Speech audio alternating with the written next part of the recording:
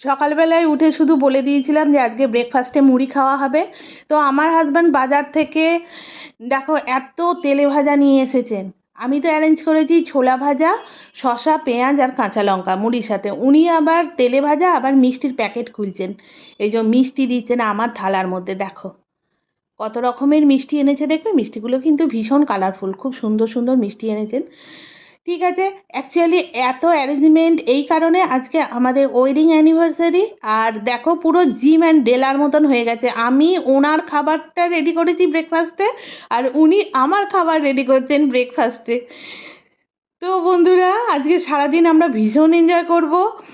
আর অবশ্যই একটা long video করার চেষ্টা করব। তোমরা চোখ রাখবে হাসি খুশি চ্যানেলে, হাসি খুশির সঙ্গে থাকবে, হাসি খুশির সমস্ত ভিডিও দেখতে থাকবে। আমরা এখন ব্রেকফাস্ট সেরে নিচ্ছি, এরপর তো আমি এক রিদিমে রান্নাঘরে চলে যাব এবং রান্নার কাজ করব।